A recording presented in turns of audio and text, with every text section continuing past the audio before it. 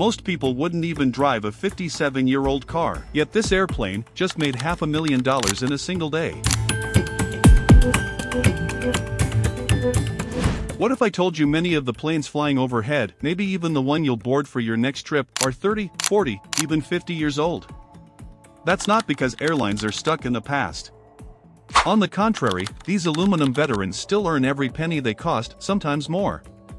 Today, we'll uncover why aging aircraft continue to rule the skies and why, in many cases, they're more profitable than their shiny new siblings.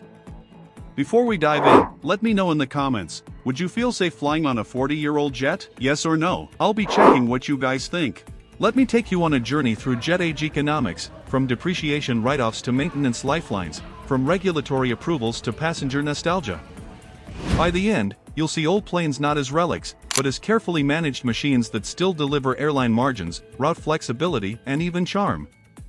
If that sounds like a ride worth taking, hit that subscribe button now so you don't miss future aviation deep dives. It all starts with cost amortization.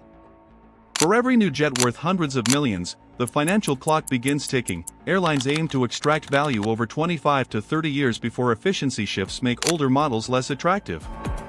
But here's the trick: once an aircraft is fully paid off, every extra year of service becomes pure profit. That's why 737 Classics, the 320ceos, and even 747-400s still work thick routes decades after their successors appeared. Beyond amortization, there's the logic of sunk cost. If you've already paid for a jet, why retire it early if it's still safe and reliable? A plane that's fully depreciated often earns more profit per flight hour than a new one with steep financing costs.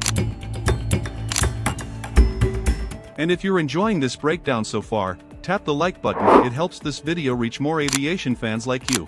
Another reason, maintenance. Decades of service create established supply chains and a deep knowledge base for older jets. Mechanics know them inside out, spare parts are abundant, and upgrades are well documented. Compare that with newer aircraft that may require specialized tools or training. For many airlines, the known quantity of an older plane is easier and cheaper. Take Malaysia Airlines with its A330-300S. Even in the 2020s, they found per seat operating costs competitive thanks to fully paid-off airframes and predictable maintenance cycles. Or look at FedEx and Atlas Air, both still fly older 757s and 767s as freighters. Cargo doesn't need mood lighting or giant touchscreens, it just needs reliable lift at low cost. But of course, planes don't just have to work, they have to be legal.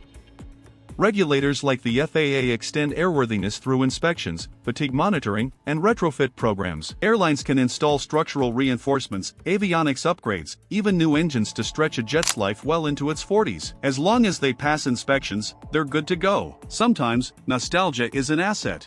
Airlines like Qantas or Air Niugini market older jets for their passenger experience. Wide decks, upper lounges, that unmistakable hum of old engines. United even brought the 747-400 back for special Hawaii flights in 2023, leaning into nostalgia. Tickets sold fast, proof that old can be desirable, not dated. But does this make financial sense? Data says yes.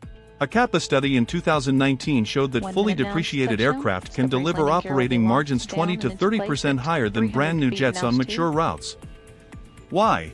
Zero ownership cost. That's why even low-cost carriers sometimes keep older A320ceos flying quietly in their fleets. The cost of replacing them outweighs the fuel savings of newer models. Quick question for you, have you ever flown on a plane that surprised you with how old it was? Share your story in the comments, I might feature it in a future video. Real-world examples prove the point. Delta flew its MD-88s and MD-90s into the 2000s because they were fully paid for and cheap to run. South African Airways kept 4-engine A340-600s flying long after newer twinjets arrived, because depreciation savings outweighed high fuel burn. And even today, United and Delta rely on older 777s as trans-Pacific workhorses, jets that are already paid off, yet still haul premium passengers profitably. Of course, age has downsides. Noise regulations, ADS-B mandates, and cockpit retrofits add costs.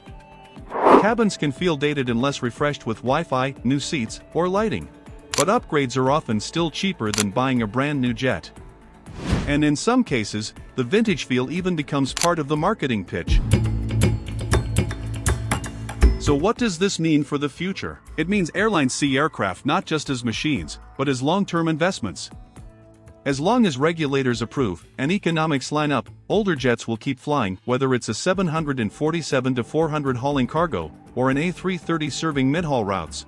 Do you think airlines should keep older planes flying if they're profitable, or should safety and comfort always come first? Drop your thoughts below, I'll be replying. So the next time you board a 25 or 30-year-old jet, will you see it as outdated or brilliant? Will you appreciate that after decades of service, it's still earning its keep? Let me know in the comments if you've flown a vintage airliner, maybe a 747, a 330, or MD-80, and what you remember most, nostalgia, comfort, or just the rumble of old engines. I read every comment, and the best ones fuel future videos. If this peek behind the economic curtain of aviation intrigued you, make sure you're subscribed with notifications on. I've got more stories coming, hidden tales of economics, design, and human connection in the skies. Hit subscribe and ring the bell so you never miss what we uncover here on Skies Uncovered. Older planes aren't relics, they're battle-tested investments that still pay.